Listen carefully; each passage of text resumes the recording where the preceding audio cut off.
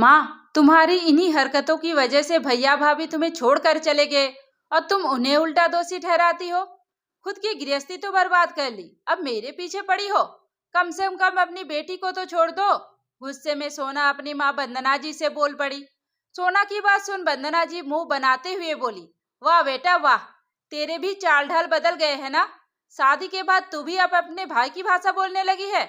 माँ, मैं भाई की भाषा नहीं बोल रही, सच्चाई बोल रही हूँ। और वैसे भी आपको क्या फर्क पड़ता है मेरे ससुराल में क्या हो रहा है क्या नहीं हो रहा है।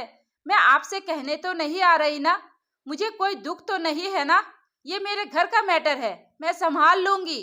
अगर आपको कोई काम है तो बताओ, नहीं तो मैं फ्री होकर आपसे बात करती हूँ। कहते हुए सोना ने फोन काट दिया। आज पहली बार सोना अपनी माँ वंदना जी पर इतनी चिल्लाई थी।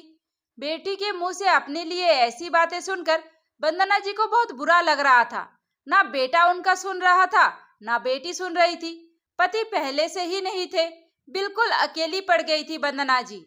बेटी की शादी के बाद बहू के साथ उनकी कभी नहीं बनी, जिसके चलते रोज रोज के कलेश से तंग आकर बेटा अपनी पत्नी को अपने साथ लेकर चला गया।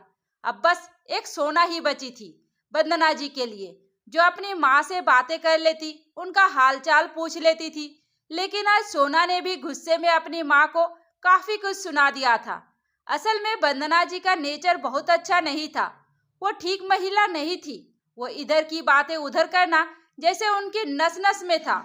छोटी छोटी बातों का बतंगड़ बनाना उन्हें अच्छी तरह से आता था, जिसके चलते ही जब बेटे की शादी हुई तो वंदना जी जानबूझकर बहू में एक से एक कमियां निकालना शुरू कर दी। छोटी छोटी बातों पर उसे प्यार से समझाने की बजाय डांटने लगती। आखिरकार तंग आकर बेटे बहू को घर छोड़कर जाना पड़ा। तो अब बहू नहीं तो बेटी ही सही। अब वंदना जी बेटी की ससुराल में भी दखल अंदाजी करना शुरू कर दी। जब से वंदना जी को पता चला कि सोना की ननद अपने ससुराल से हमेशा हमेशा के लिए घर छोड़कर चली आई, तब से वंदना जी सोना के पीछे पड़ गई थी। बेटा, कुछ भी कर, कैसे भी कर, इस लड़की को जितनी जल्दी हो सके अपने घर से निकाल। जहां मर्जी जाए, कहीं अलग रहे, तेरे सर पर रहेगी तो पूरी जिंदगी भर के लिए बोझ बन जाएगी। माँ की बातें सुनकर सोना भी परेशान हो जाती। माँ, ये तुम कैसी बातें कर रही हो? दीदी पहले से ही दुखी है, ऊपर से तो तुम चाहती हो कि मैं उन्हें घर से निकाल दूं। कहाँ जाएगी वो? अरे बेटा, जहां मर्जी वहां जाए, तुझे क्या करना है? तू तो बस अपनी गृहस्थी देख। जिंदगी भर उसकी नौकर बन के रहेगी क्या? उसकी सेवा करेगी क्या? वंदना जी की बातें सुन उन्हें समझाते हुए सोना कहती है, माँ, ये घर मेरा नहीं है, मेरे सास ससुर का है और दीदी उनकी बेटी है। उनकी मर्जी, वो अपनी बेटी के साथ क्या करेंगे, मैं उसमें कुछ नहीं बोलने वाली। और प्लीज अब इस बारे में दोबारा मुझसे बात मत करना। सोना अपनी माँ की बातें सुन सुनकर चिढ़ के रह जाती। आखिर माँ थी, कितना बोले क्या बोले, इसलिए बेचारी खुद ही शांत हो जाती। लेकिन इधर वंदना जी को तो अब बेचैनी हो गई थी। उन्हें चैन ही नहीं मिलने वाला था। ऐसा लग रहा था जैसे उन्हें मसाला मिल गया था। जब तक इस समस्या का समाधान नहीं कर लेती, तब तक उनका खाना पीना मुश्किल हो गया था। जब बेटी ने उनकी बात मानने से इनकार कर दिया तो 10 दिन बाद अचानक ही वंदना जी सोना के ससुराल पहुंच गई। माँ को अचानक देख सोना हैरान थी। माँ, तुम, क्या हुआ? सब ठीक तो है ना? कुछ काम था तो मुझे बता दी होती, मैं आ जाती। नहीं बेटा, बहुत दिन हो गया था तुझे देखे हुए, तो सोचा चल के एक बार तुमसे मिल आती हूँ। अब भाई तो है नहीं, ना ही बाप है, तो मुझे ही तो आना पड़ेगा ना। कोई बात नहीं बहन जी, बिल्कुल ठीक किया आपने, ये भी तो आपका ही घर है। तभी पीछे से सोना की सास मुस्कुराते हुए वंदना जी को अंदर बुलाती है। वंदना जी की खूब सेवा होती है। पूरा परिवार ही हॉल में इकट्ठा हो जाता है। सब प्यार से वंदना जी से बातें करते हैं। सबके चेहरे पर वंदना जी के आने की खुशी दिखाई दे रही थी। लेकिन सोना के मन में कहीं ना कहीं एक डर था कि माँ ऐसे तो आ नहीं सकती, जरूर कुछ बात है। उसने 1-2 बार अकेले में माँ से पूछना भी चाहा, माँ सच बताओ, कुछ बात है तुम्हारे मन में, कुछ चल रहा है? अरे नहीं बेटा, सच में मैं तुमसे मिलने आई हूँ। अब क्या मैं तुमसे मिलने भी नहीं आ सकती? वंदना जी की बातें सुन सोना थोड़ी तो राहत की सांस लेती है। सोना का पूरा परिवार वंदना जी के साथ हॉल में बैठकर बातें कर रहे थे। सोना के सास, ससुर, पति और उसकी ननद के चेहरे पर उदासी तो थी। सोना वही पास में किचन में खड़ी होकर खाना बना रही थी कि बातों ही बातों में अचानक वंदना जी ने सोना की ननद से कहा, बेटा इस बार बड़ा लंबा हो गया तुम्हारा मायके में, ससुराल में सब ठीक तो है ना? वंदना जी के मुंह से इतना सुनते ही सब लोगों ने चुप्पी लगा ली। पूरा सन्नाटा फैल गया हॉल में। अभी जो हॉल इतने हंसी मजाक लोगों की बातें से गूंज रहा था, ऐसा लगा जैसे वहां पर कोई है ही नहीं। माँ की बातें सुन किचन में काम करते हुए सोना के भी कान खड़े हो गए। अब वो समझ गई अपनी माँ के यहाँ आने का कारण। जिसका डर था वही हुआ। भागते हुए वो हॉल में गई। सबको शांत देखकर, सबका उतरा चेहरा देख सोना को अपनी माँ के ऊपर बहुत गुस्सा आया, लेकिन फिर भी माँ थी तो बचानी ही थी। इसलिए बातों को बनाते हुए उसने जैसे ही कुछ बोलना चाहा कि तभी सोना की सास ने कहा, बहन जी अब आपसे क्या छुपाना, आप तो घर की है। असल में मेरी बेटी के ससुराल में इंसान के नाम पर जानवर रहते हैं। आए दिन घर में कलेश, लड़ाई झगड़ा, मारपीट होता ही रहता है। अब बात लड़ाई झगड़े पर थी, तब तक हमने भी अपनी बेटी को समझाया कि हर घर में लड़ाई झगड़े होते रहते हैं, लेकिन अब तो बात बहुत ज़्यादा आगे बढ़ गई थी। माँ के कहने पर दामाद जी बार बार बेटी के ऊपर हाथ उठाते थे। इस बार तो उन्होंने बहुत बुरी तरह से मेरी बेटी को पीटा था। इसलिए हमने भी फैसला कर लिया कि अभी कोई बाल बच्चा नहीं है, हम ऐसे घर में अपनी बेटी को भेजकर उसकी जिंदगी बर्बाद नहीं कर सकते।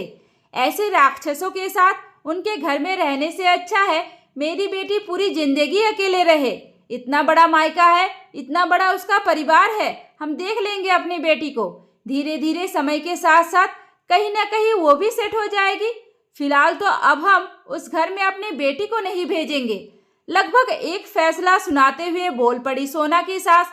सोना की सास की बातें सुन वंदना जी के चेहरे के भाव बदलने लगे। मन ही मन सोचने लगी कि क्या करे, अगर उनकी बेटी यही रह गई तो मेरी बेटी के लिए बड़ा कलेश हो जाएगा, उसकी जिंदगी बर्बाद हो जाएगी सास ननद की सेवा करते करते। नहीं नहीं, मुझे ही कुछ करना पड़ेगा। खुद से ही बातें करने के बाद आखिरकार वंदना जी बोल पड़ी, अरे बहन जी आजकल जमाना बहुत आगे निकल गया है, छोटी छोटी बातों पर इतना बड़ा फैसला लेना ठीक नहीं है। और रही बात मारपीट की, तो आजकल 10 में से 9 घरों में यही होता है। ये तो आम बात हो गई है। अब अगर ऐसे लड़ाई झगड़ा में बेटियां घर छोड़ने लगे तो पूरी जिंदगी ऐसे ही निकल जाएगी। जिंदगी बहुत बड़ी होती है, अकेले काटना मुश्किल हो जाएगा। थोड़ा तो बर्दाश्त करना ही पड़ेगा ना। अब बात बात पर रिश्ता खत्म करना ठीक नहीं है, कुछ सोचिए। वंदना जी की बात सुन सोना ने देखा कि सबके चेहरे पर कठोरता आ गई थी। किसी को भी वंदना जी की बातें पसंद नहीं आई थी। खुद सोना को माँ की बातें पसंद नहीं आई, इसलिए वो बीच में बोल पड़ी, क्या बर्दाश्त करना पड़ेगा माँ? हाँ, क्या बर्दाश्त करे? औरत होने की सजा बर्दाश्त करे? बहू की कोई कीमत नहीं होती है, बहू घर की नौकरानी होती है। रोज रोज के ताने गालियाँ तो वो बर्दाश्त ही करती है ना। अब क्या लोगों के लात घूसे को भी बर्दाश्त करे? माँ, अगर आपका ही दामाद मुझे लातों से मारे पीटे और इस घर में मेरी कोई इज्जत ना रहे तो आपको कैसा लगेगा? अरे बेटा, कैसी बातें कर रही हो? मेरा दामाद तो हीरा है, हीरा। वो भला क्यों मारेगा तुम्हें? माँ, तुम्हारा दामाद हीरा है। सबके दामाद हीरा नहीं निकलते, किसी किसी के कोयले भी निकलते हैं। हीरे को सहेजा जाता है, कोयले को नहीं। और वैसे भी माँ, इस बार समझौता करके समझा बुझाकर दीदी को हम वापस भेज भी दे तो क्या गारंटी है कि वो दोबारा नहीं मारेगा? और आप ही कह रही थी ना कि जिंदगी बहुत बड़ी होती है, तो क्या पूरी जिंदगी वो लात घूसा खाते हुए बिता दे? उनका कोई मान सम्मान, कोई इज्जत नहीं है। माँ, अभी दीदी की कोई उम्र नहीं हुई है ना ही कोई बाल बच्चा है। यही सही समय है सही फैसला लेने का। हमें वहां से रिश्ता खत्म करना ही है और दीदी भी यही रहेगी। जितना घर आपके दामाद का है उतना ही दीदी का भी है। और अभी कोई भी दीदी से शादी की बात नहीं करेगा, पहले उन्हें इन सब से बाहर निकलने के लिए टाइम देना होगा। इसके बाद हम देखकर सुनकर अच्छे से जांच कर जान पहचान वाले में उनकी शादी करेंगे, लेकिन ऐसे राक्षस के साथ दोबारा नहीं छोड़ सकते। और वैसे भी आपको दीदी की चिंता करने की जरूरत नहीं है, हम सब हैं उनकी चिंता करने के लिए। सबके सामने बेटी की बात सुन वंदना जी की बोलती ही बंद हो गई थी।